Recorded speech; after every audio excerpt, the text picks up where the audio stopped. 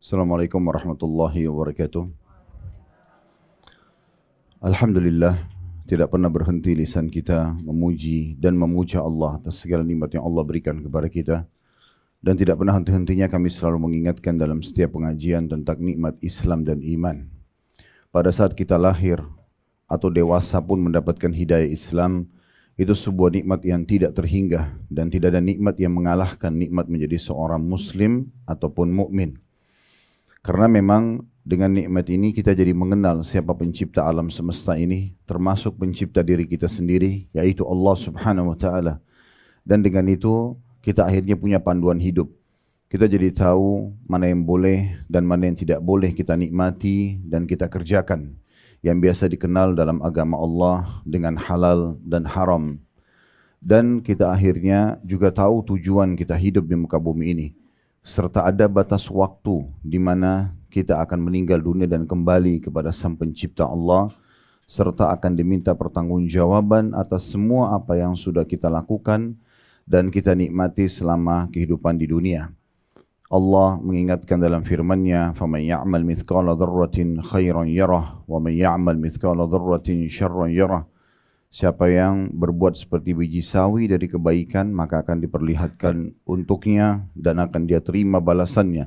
Dan siapa yang berbuat seperti biji sawi dari keburukan, akan diperlihatkan juga akan diminta pertanggungjawabannya. Dan tentu bagi orang-orang yang cerdas menjadi seorang muslim yang sejati, dia mengikuti semua perintah Allah, meninggalkan semua larangan, dia akan bahagia di dunia dan juga puncaknya akan mendapatkan surga yang abadi kelak di akhirat. Oleh karena itu, bersyukurlah kalau Allah Subhanahu wa taala masih memberikan kepada kita nikmat ini. Selanjutnya kita panjatkan salam hormat kita kepada utusan Allah Nabi besar Muhammad sallallahu alaihi wa ala alihi wa sahbihi wasallam, sebagaimana Allah telah perintahkan kita untuk mengucapkan salam hormat tersebut. Dan tentu dengan harapan agar dengan salam ini kita mendapatkan juga tambahan pahala. Sebagaimana Nabi SAW sendiri bersabda, "Man shalla alaihi marratan, sallallahu alaihi bihi asyara." Siapa yang mengucapkan salam kepadaku satu kali, maka Allah akan balas dia dengan 10 kali salam. Baik, seperti biasa di kajian-kajian kami yang lain tentunya, karena ini kajian perdana di tempat ini, kami selalu mengatakan dan memberikan dukungan kepada Sahibul Bait mungkin, dan juga semua teman-teman panitia yang terus aktif untuk bisa membuat kajian-kajian, baik di masjid ataupun di rumah, karena memang ini kewajiban kita untuk belajar agama. Jadi bukan pilihan, bukan juga kapan bisa atau kapan ada waktu, tapi memang wajib untuk dilowongkan waktu. Makanya Nabi SAW mengatakan, "Talabul ilmi faridatun ala kulli muslim." Menuntut ilmu agama ini adalah faridah, sebuah kewajiban bagi setiap muslim. Tidak mengenal umurnya. Dan tidak ada alasan nanti Bapak Ibu pada hari kiamat mengatakan, "Oh, saya belum tahu bagaimana sholat yang benar, bagaimana hukum-hukum dan tata cara zakat, puasa Ramadan, haji, dan apapun yang berhubungan dengan masalah hal-hal yang Allah halalkan sehingga dinikmati dan apa yang Allah haramkan sehingga dihindari." Karena ini semua akan diminta pertanggungjawabannya oleh Allah Subhanahu wa taala. Dalam sebuah hadis yang sahih, tidak akan beranjak kaki seorang hamba pada hari kiamat baik ke surga atau ke neraka sampai ditanya tentang 4 hal. Di antaranya ilmunya. Ya, apakah dia sudah pelajari dan praktekin atau belum? Itu akan diminta pertanggungjawaban nanti pada hari kiamat. Oleh karena itu Bapak Ibu sekalian, kegiatan-kegiatan seperti ini sangat positif. Baik yang mengadakannya ataupun yang hadir. Terlalu banyak di antara kaum muslimin yang lalai dari majelis-majelis ilmu. Mereka menganggap itu hanya sampingan saja, hanya sekedar seremoni dan testimoni, sehingga akhirnya kapan bisa, kapan dia mau, kapan dia mood, baru dia hadir. Dan ini keliru. Majelis ilmu akan mendatangkan keimanan seseorang. Kita akan merasakan ada rasa dekat dengan Sang Pencipta Allah di dalam hati kita, dan kalau iman sudah ada bisa merubah semua keadaan seseorang, dari orang yang jahat menjadi baik, orang yang malas jadi rajin, orang yang pelit jadi dermawan, orang yang penakut jadi pemberani. Itu karena keimanan, dan pondasi keimanan adalah ilmu. Ya, tidak mungkin ada iman tanpa ilmu. Sementara kita akan selamat dunia akhirat bila kita memiliki keimanan yang sempurna. Oleh karena itu majelis ilmu seperti ini penting sekali untuk selalu dihadiri dan juga diadakan. Dan ikhlaskan niat Bapak Ibu sekalian. Kalau tadi ada yang datang hanya karena ajakan temannya, hanya karena tidak enak sama panitia yang mengundang atau pemilik rumah, ataupun misalnya hanya sekedar mau tahu pengajiannya bagus atau tidak, semua ini tidak ada manfaatnya. Tidak akan mendatangkan pahala. Niatkan ikhlas karena Allah Subhanahu wa taala. Kata Nabi SAW, Inna Allah la yakbalu amalan illa makana khalisan liwajhi. Allah tidak akan pernah menerima amalan kecuali yang ikhlas karenanya. Betul-betul mengharapkan pahala. Para panitia, sahibul bait, tentu tanpa menggurui, ikhlaskan niat karena ingin mengumpulkan kaum muslimin belajar agama. Kaum muslimin yang hadir, murni datang, betul-betul bukan karena tidak enak atau karena undangan saja, tapi karena ingin belajar agama. Saya pun sama sebagai pemateri juga sama. Diniatkan betul-betul murni untuk belajar agama atau mengajarkan agama sehingga kita semuanya akan mendapatkan pahala di sisi Allah Subhanahu wa taala. Keberkahan ilmu akan dirasakan, kita jadi mudah faham, kita jadi mudah praktekin dengan keikhlasan. Kalau Bapak Ibu tidak ikhlas, sehebat apapun penyampaian yang disampaikan, sekeras apapun suara sehingga bisa terdengar dengan baik oleh kuping kita, sebagus apapun buku yang kita bedah, ya, senyaman apapun tempatnya, tidak akan ada berbekas kalau seseorang tidak ikhlas. Tapi kalau dia ikhlas, walaupun kadang-kadang kita cuma mendengarkan cuplikan ceramah 1 menit, tapi di saat kita ikhlas mendengarkannya, maka kita lebih mudah untuk mempraktekannya. Disitulah keberkahan ilmu. Ya. Ini poin penting mungkin untuk digarisbawahi dan selalu kejar keutamaan ilmu itu sendiri. Di antaranya hadis Nabi SAW yang sahih, siapa yang keluar dari rumahnya ikhlas ingin menuntut ilmu karena Allah, maka dicatatkan baginya pahala haji lengkap. Jadi hanya dengan duduk di majelis ilmu itu bisa mendapatkan pahala haji lengkap. Haji itu berapa biayanya, berapa jauh jarak yang bisa didapatkan dengan majelis ilmu. Dalam sebuah hadis yang lain, kata Nabi SAW, Allah itu memiliki malaikat-malaikat yang tugasnya khusus untuk mencari majelis-majelis zikir atau majelis ilmu. Kemudian kalau mereka temukan, mereka memanggil satu sama yang lain sambil mengatakan, kesinilah, ini target kalian. Lalu mereka pun menaungi para orang-orang di majelis ilmu dengan sayap-sayap mereka dari tempat itu sampai ke langit. Jadi mereka sangat banyak. Kemudian setelah itu mereka kembali kepada Allah, Allah pun bertanya kepada mereka, kalian dari mana? Mereka mengatakan, kami dari perkumpulan hamba-hambamu yang sedang mengingatmu.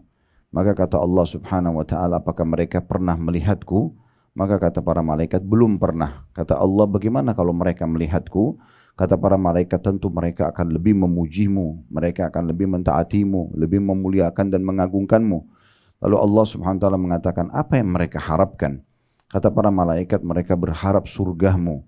Lalu kata Allah Subhanahu wa taala kepada para malaikat, dan Allah lebih tahu sebenarnya. Pertanyaan ini hanya Allah ya jadikan sebagai pertanyaan yang dilemparkan kepada malaikat bukan karena ketidaktahuan. Lalu kata Allah Subhanahu wa taala, apakah mereka sudah pernah lihat surga? Kata para malaikat, belum. Kata Allah Subhanahu wa taala, bagaimana kalau mereka sudah melihatnya? Maka kata para malaikat, mereka pasti akan lebih giat lagi mengejarnya. Lalu kemudian Allah Subhanahu wa taala mengatakan lagi, dari apa mereka berlindung? Kata para malaikat, mereka berlindung dari api neraka. Lalu kemudian mereka atau Allah Subhanahu wa taala mengatakan, apakah mereka sudah pernah melihat neraka? Kata para malaikat, belum. Kata Allah SWT, bagaimana kalau mereka melihat neraka? Kata para malaikat, mereka pasti akan lebih semangat lagi untuk menjauhinya dan lebih takut padanya. Lalu Allah SWT mengatakan, aku persaksikan kepada kalian bahwasanya aku telah mengampuni hamba-hambaku itu. Jadi ini juga pengampunan dosa orang hadir dalam majelis ilmu. Tapi semua ini Bapak Ibu tidak akan dapat kecuali kalau ikhlas karena Allah. Nggak bisa. Jadi kalau hanya seremoni, testimoni saja, nggak akan ada manfaatnya semuanya. Oleh karena itu kita ikhlaskan niat kita tentunya. Baik, metode yang kita gunakan adalah bedah buku. Dan ini memang yang sering kami lakukan. Kalau Bapak Ibu memiliki waktu bisa melihat di playlist YouTube kami di Khalid Basalamah Official, itu lebih mendekati sekarang angka 50 buku yang sudah dibedah. Jadi memang karena pengalaman dulu saya lama jadi dosen, cuman saya berpikir kalau di kampus saya hanya mengajar 4 kelas maksimal. Satu kelas bisa 50 mahasiswa dan itu bedah buku. Jadi membahas buku tertentu, buku hadis, buku tafsir, buku akidah. Tapi permasalahannya hanya 200 mahasiswa itulah yang mengambil manfaat. Sayang sekali. Saya melihat banyak sekali umat yang belum mengetahui dan belum belajar. Ya, bahkan tata cara sholatnya saja masih banyak yang salah, masih malas, dan hukum-hukum agama yang lain. Maka saya ambil keputusan waktu itu tinggalkan kampus, dan akhirnya saya membina masjid dan juga majelis taklim untuk kemudian menggunakan metode kampus. Jadi ini metode kampus, ya. Seperti Bapak Ibu sekarang sedang kuliah, bedah buku dari awal sampai akhir, ya. Cuma bedanya kita sama pengajian-pengajian yang biasa kalau tidak bedah buku, itu hanya datang tematik, jelasin satu tema, pergi, mungkin jemaah sudah lupa, kemudian kembali lagi bulan depan, baru tema yang berbeda atau pekan depan. Ini semua efektif, tapi tidak seefektif kalau bedah buku seperti ini. Karena kalau kita sudah bedah misalnya bab pertama, kemudian kita misalnya berlanjut bulan depan atau pekan depan atau kapanpun Allah mudahkan, pada saat kita masuk ke bab yang kedua misalnya itu lanjutannya, kita akan bisa mengingat bahasan sebelumnya. Karena bukunya sedang kita bedah. Dan ini jauh lebih baik tentunya. Terlebih lagi buku-buku seperti ini Bapak Ibu sekalian, kita kalau beli sendiri jarang sekali mengkhatamnya. Ya. Mungkin kalau kita sudah sering beli buku pun bisa dihitung jari buku yang kita baca dari awal sampai akhir. Nah dengan bedah buku seperti ini, kita betul-betul tuntas membahas dari awal sampai akhir. Dan ini insya Allah akan diupload di playlist YouTube kami. Bapak Ibu bisa ulangi lagi. Bisa diulangi, bisa dijadikan sebagai kurikulum anak-anak di rumah, kurikulum keluarga, sering kami sampaikan. Jadi sebenarnya Bapak Ibu bisa privat dengan kami, walaupun tidak hadir di majelis seperti ini. 1 jam saja sebelum tidur, coba buka playlist YouTube kami, kemudian Anda akan temukan insya Allah banyak kajian kitab yang bisa dijadikan program harian. Hari Senin misalnya belajar akidah, hari Selasa belajar hadis, hari Rabu belajar fikih, itu semua ada kajian-kajian buku. Ada mendekati 50 buku sudah kami bedah. Ya. Ini salah satunya ini buku baru yang akan kita bedah. Jadi saya berharap nanti akan ada interaktif lebih banyak, walaupun dan interaksi walaupun mungkin tidak secara langsung bertemu saya, tapi juga bisa melalui layar ya, yang bisa dimaksimalin insya Allah. Tadi saya kedatangan seorang teman dekat, dia telepon saya dan mau datang dari Jawa, kemudian dia mengatakan saya akan membawa anak saya Ustaz. Saya juga kaget gitu, saya pikir anaknya cuma sekedar mau datang salaman dibawa ketemu dengan saya gitu. Tapi ternyata dia ingin menyampaikan sebuah pesan. Jadi anaknya pada saat mulai pegang handphone, masih kecil mungkin anak itu sekitar mungkin 5-6 tahun. Yang pada saat awal pertama mau pegang handphone, dia bilang kami khawatir. Suami istri ini khawatir, kemudian akhirnya kami alihkan ke ceramah. Nah, dan kebetulan yang dia lihat itu adalah ceramah sirah nabawi, sejarah Nabi yang kami sudah bedah panjang lebar di YouTube tentunya. Itu lebih dari 40 episode ya. Itu bisa diikuti kalau sehari 1 kali saja, berarti 40 hari untuk menyelesaikan, atau lebih dari 40 hari. Kalau sepekan sekali berarti butuh 40 minggu ya, atau 40 pekan. Sebulan sekali maka butuh 40 bulan baru menyelesaikannya. Tapi anak ini mendengarkan hampir setiap malam dan dia ngulang-ngulangi sampai dia menghafal sebagaimana saya sampaikan. Dia hafal nama-namanya, dia hafal nama tempatnya, dia hafal segala macam, dan dia pengen sekali ketemu. Hanya dipertemukan pada saat itu. Jadi Masya Allah, ini kalau bisa kita jadikan sebagai program keluarga itu sangat baik. Ya, jadi memang sudah saatnya sekarang kita berubah Bapak Ibu sekalian. Bagaimana kita menjadikan hiburan anak-anak itu ilmu. Ya, membiasakan mereka mendengar itu daripada mereka nonton kartun yang tidak ada manfaatnya. Apalagi kartun itu fiktif semuanya. Ya. Ini sering kami sampaikan, Tom and Jerry itu hanya mengajarin berantem. Ya. Pukul-pukulan dan tidak ada manfaatnya. Coba tanya diri Anda sendiri, manfaatnya apa pada saat dilihatkan kepada anak-anak? Tidak ada, kecuali tikus sama kucing yang berantem terus dan tidak pernah selesai-selesai dari awal sampai akhir. Kalau Bapak Ibu putarin anak-anak kecil, 1 kali cuplikan saja misalnya setengah jam atau 20 menit, pastikan setelah itu mereka akan berantem. Ya. Mereka akan rusak barang-barang di rumah karena itu yang diajarkan. Pesannya kan itu. Nah, itu tidak ada manfaatnya sama sekali. Ya. Dan terlalu banyak kartun-kartun dari orang non-muslim yang tidak ada manfaatnya. Tapi sayangnya kebanyakan orang tua hanya ingin menenangkan anaknya. Yang penting anaknya tenang, dia juga sibuk aktivitas, maka anaknya dibiarkan. Ini salah sekali. Kenapa nggak dialihkan ke ceramah, tidak dialihkan ke tilawah? Apa yang menghambat kita untuk membuat mereka belajar agama? Bukankah para ulama dari kecil mereka sudah hafal Quran? Imam Syafi'i itu hafal di umur 9 tahun. Ya Imam Ahmad hafal juga di umur 10 tahun. Al-Quran ini jadikan sebagai bahan mereka. Atau hiburan mereka. Nah itu bisa. Ya, tergantung bagaimana kita biasakan. Apalagi kalau mereka minta sesuatu, Bapak Ibu hubungkan permintaan mereka dengan prestasi itu. Oke? Tapi serahkan atau store 1 surah Al-Quran. Biarkan mereka menghafalnya. Ya. hafalan mereka itu sangat bagus. Ya, jangan disia-siakan untuk menghafal hal-hal yang tidak ada manfaatnya dan seterusnya lah. Baik, kita biasakan kalau bedah buku Bapak Ibu sekalian, yang pertama kalau beli buku dibuka plastiknya dulu. Iya, karena banyak orang beli buku plastiknya nggak dibuka-buka sampai dia beli double, ya. Jadi memang kalau berplastik dibuka plastiknya. Kemudian yang kedua lihat daftar isinya. Ya, daftar isi menggambarkan kepada kita tentang apa isi buku ini. Nah, di sini semua penulis pasti akan tulis ya ru'usul aqlam atau poin-poin dasar daripada bahasan buku itu. Jadi Bapak Ibu kalau baca buku, nah kita kan ini kita bedah buku kita dari awal sampai akhir ya. Tapi kalau Bapak Ibu beli buku sendiri, buka daftar isi lalu cari kira-kira di antara judul yang ada mana yang paling mengklitik buat kita, mana yang paling menarik ya. Misalnya dari 10 bab, oh bab ke-7 nih tentang masalah ini dan itu. Nah mulai baca dari situ. Nanti itu akan mendongkrak kita untuk menyelesaikan isi buku. Nah biasa begitu ya. Jadi kalau kita awal langsung baca dari awal sampai akhir ini biasanya dibedah baru bisa menarik ya. Seperti itulah. Nah karena kita sedang membaca judul buku kita ini agar doa dikabulkan. Ini kita akan membahas panjang lebar semua buku ini tentang masalah doa ya. Dan ini cukup panjang lebar dan detail sekali sampai kalau kita lihat di daftar isi itu ditulis halamannya sampai halaman 164 ya.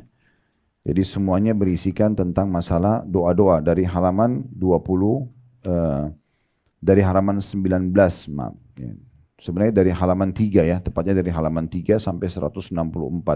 Berarti memang panjang lebar sekali bahasan tentang masalah doa ya, masalah doa. Baik. Di sini ditulis oleh Dr. Said bin Ali Wahf Al-Qahtan. Kalau pernah Bapak Ibu lihat buku kumpulan doa sesuai Al-Quran dan Sunnah, agak kecil, seringkali dijadikan sebagai, sekarang bagi teman-teman yang sudah hijrah ikut kajian biasanya dipakai untuk souvenirnya perkawinan. Nah ini penulisnya beliau, kumpulan doa, di situ ada 132 doa beliau susun. Nah kalau ini lebih detail lagi, kalau itu hanya isi doa-doa saja. Ya, dan biasanya kalau dalam bahasa Arab namanya Hisnul Muslim ya, itu di Saudi pun seringkali diterjemahkan oleh pemerintah Saudi melalui badan wakaf di sana lalu dibagi-bagikan untuk jemaah haji. Jadi kalau jemaah haji jemaah umroh biasanya dapat hadiah buku-buku terjemahan, itu diantaranya buku beliau. Nah ini penulisnya. Dan di sini dikatakan setelah agar doa dikabulkan, sebab-sebab terkabul dan tertolaknya doa berdasarkan Al-Quran dan Sunnah. Jadi memang landasannya wahyu, bukan hanya sekedar menyampaikan oh doa Bapak Ibu diterima begini, oh doa Bapak Ibu ditolak seperti ini, tapi hanya inisiatif atau ijtihad saja. Tapi ini bukan, ini betul-betul berdasarkan wahyu. Sekilas tentang masalah judul asalnya, itu ada di sebelum daftar isi ya. Syurutud du'a wa mawani'ul ijabah fi dhawil kitab was sunnah. Itu judul aslinya. Baik, di sini ada daftar isi dari halaman 3, definisi dan macam-macam doa. Akan kita bahas nanti insyaAllah setelah pendahuluan. Kemudian pembahasan pertamanya definisi doa itu sendiri. Dan ini tradisi para ulama, mereka memang selalu menyebutkan definisi. Ya. Seperti sholat, apa itu sholat didefinisikan dulu. Puasa itu apa didefinisikan dulu, supaya ada batasannya. Jadi sholat itu sederhana, misalnya di gerakan-gerakan khusus dan bacaan khusus dimulai dengan takbiratul ihram, diakhiri dengan salam. Misalnya itu didefinisikan begitu. Kemudian ada pembahasan kedua macam-macam doa, terdiri dari doa ibadah, doa permohonan, dan perbedaan antara istighatsah dan doa. Kemudian ada pasal kedua, masalah keutamaan berdoa. Kemudian pasal ketiga, syarat-syarat terkabulnya doa dan hal-hal yang menghalangi terkabulnya. Di sini terbagi pembahasan pertamanya syarat-syarat terkabulkan doa, ada ikhlas, mengikuti Rasulullah SAW, percaya dan yakin akan dikabulkan Allah, menghadirkan hati sewaktu berdoa dan khusyuk, kemudian adanya keinginan yang kuat atau tekad dan kesungguhan dalam berdoa. Pembahasan kedua, beberapa penghalang bagi terkabulnya doa. Yang pertama, leluasa bersenang-senang dengan yang haram, ya. Tergesa-gesa dan meninggalkan doa, kemudian melakukan maksiat dan perbuatan haram, meninggalkan kewajiban yang diwajibkan oleh Allah, berdoa dengan doa yang mengandung dosa atau pemutusan hubungan silaturahim, Kemudian selanjutnya yang poin keenam, sebagai hikmah Allah di mana seseorang diberikan yang lebih baik yang diminta dari yang diminta. Ada pasal keempatnya, adab-adab berdoa dan tempat-tempat dan waktu-waktu yang dikabulkannya doa. Pembahasan pertama tentang adab-adab berdoa. Situ ada poin-poinnya panjang lebar tentang masalah memulai dan mengakhiri doa dengan Alhamdulillah dan bersalawat kepada Nabi SAW. Berdoa di kala senang dan susah. Tidak berdoa meminta keburukan menimpa keluarga, harta, anak dan diri sendiri. Merendahkan suara ketika berdoa antara terdengar dan berbisik. Merendahkan dan menghinakan diri kepada Allah ketika berdoa, memelas atau merengek kepada Allah dalam berdoa, bertawassul kepada Allah dengan tawassul-tawassul yang disyariatkan, mengakui dosa dan mensyukuri nikmat saat berdoa, tidak memaksakan diri mempergunakan kata-kata yang bersajak dalam doa, mengulangi doa sampai 3 kali, menghadap kiblat, mengangkat tangan ketika berdoa, berwudu sebelum berdoa bila memungkinkan, menangis ketika berdoa karena takut kepada Allah Subhanahu wa taala, memperlihatkan kebutuhan kepada Allah dan mengadu kepadanya, memulai doa untuk diri sendiri apabila doa tersebut untuk orang lain, tidak berlebihan atau melampaui batas dalam doa, taubat dan mengembalikan hak orang yang diambil secara zalim, berdoa untuk kedua orang tua serta diri sendiri, mendoakan dirinya beserta orang-orang mukmin dan mukminah, tidak berdoa kecuali kepada Allah Subhanahu wa taala saja.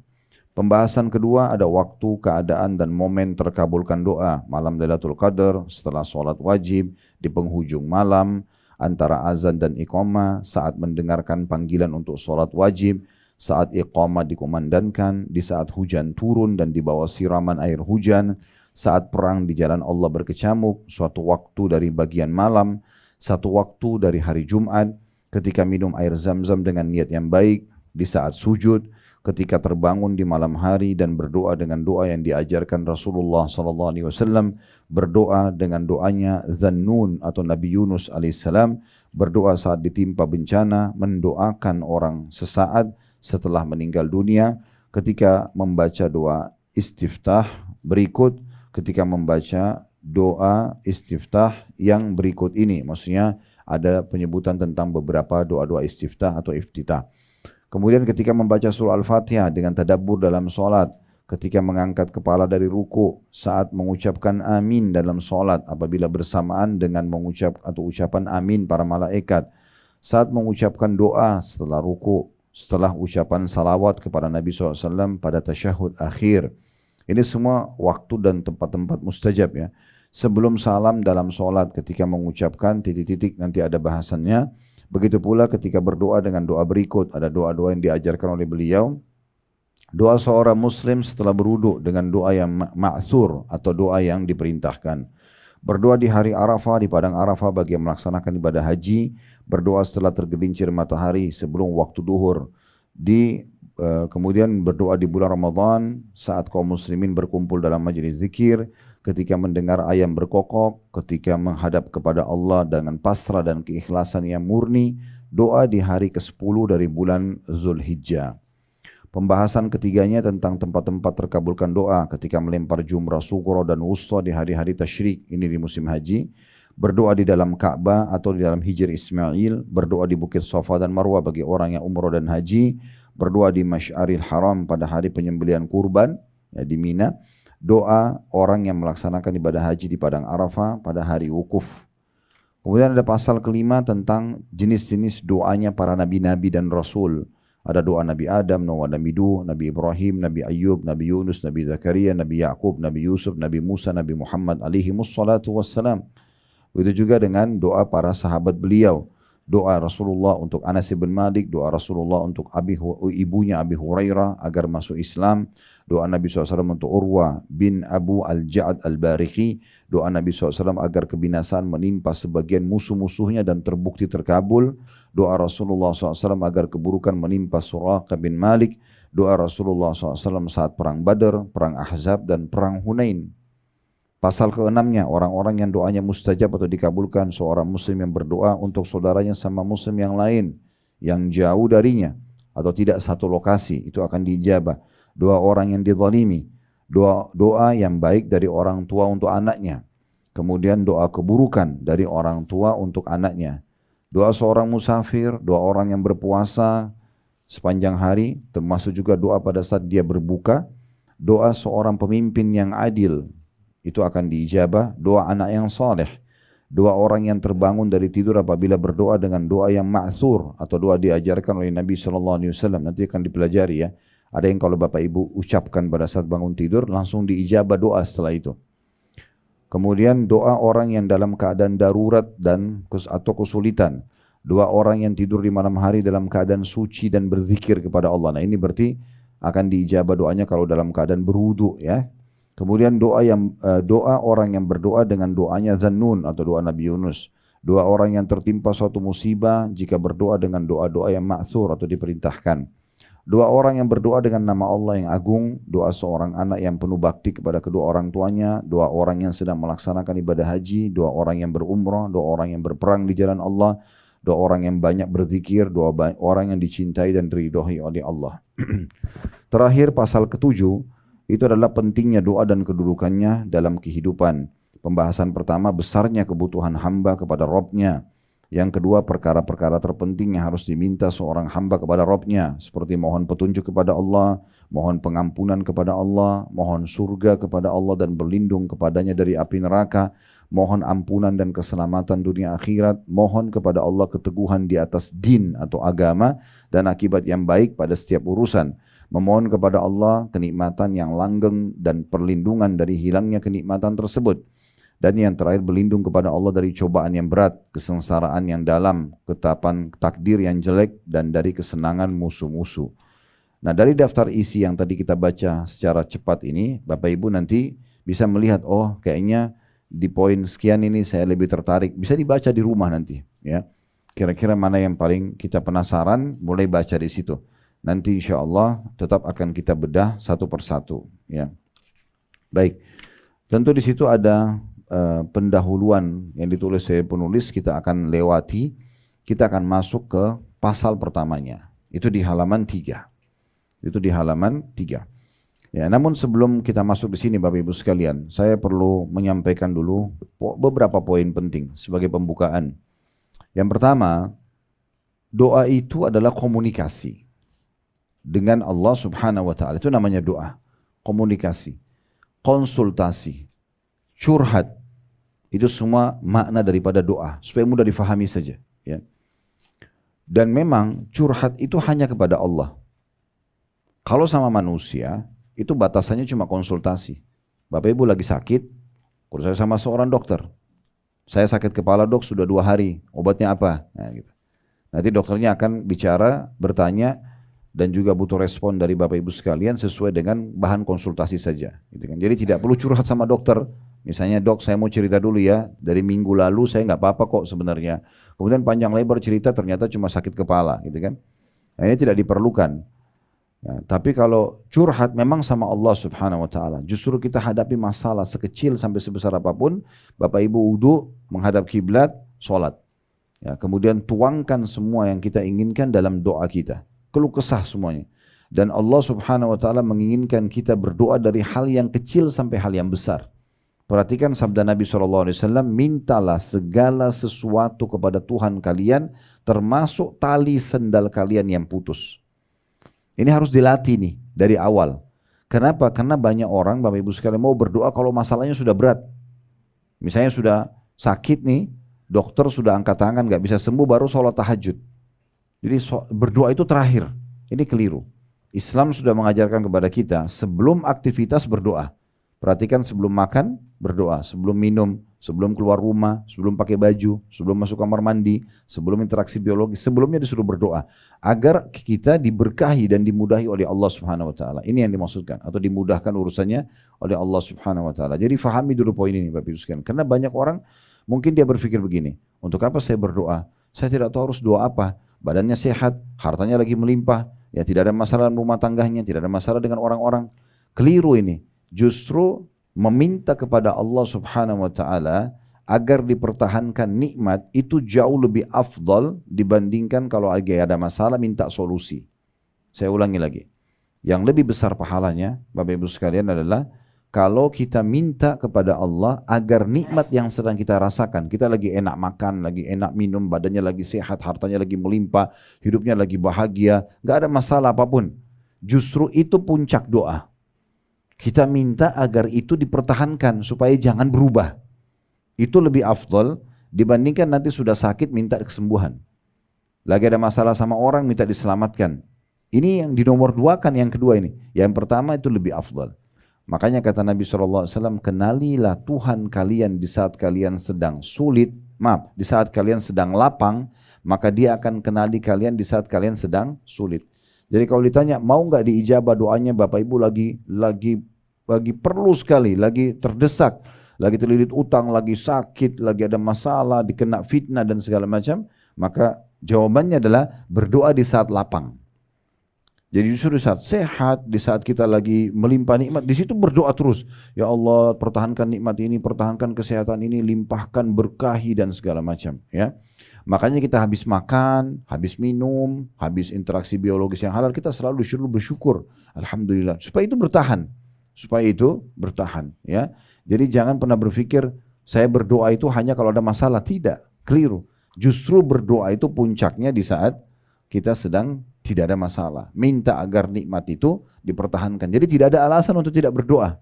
Ya, tidak ada alasan untuk tidak berdoa. Ini poin penting dulu untuk kita fahami. Ya, makanya dikatakan baginda Nabi SAW itu kalau ada masalah apapun beliau langsung sholat. Artinya berdoa. Langsung berdoa. Jadi yang pertama adalah dia menyampaikan curhatnya kepada Allah Subhanahu Wa Taala dan beliau tidak berhenti berdoa sampai beliau melihat hasilnya. Terus berdoa. Itu penting sekali. Jangan pernah putus asa dalam berdoa. Mungkin Bapak Ibu tinggal sekali lagi berdoa, sudah diijabah. Ya. Tapi banyak orang tidak lama, dia berhenti. Ya, gitu. Makanya kata Nabi SAW dalam sebuah hadis, yustajabu li ahadikum malam ya'jal. Pasti diijabah doa seseorang di antara kalian selama dia tidak tergesa-gesa. Maka ada sahabat bertanya, wa kaifal istijal? Bagaimana sebenarnya cirinya orang tergesa-gesa itu ya Rasulullah? Kata Nabi SAW, yaqulu da'autu wa lam yustajabu li fatarakat doa. Dia bilang saya sudah berdoa, belum lihat hasilnya, lalu dia tinggalkan doa.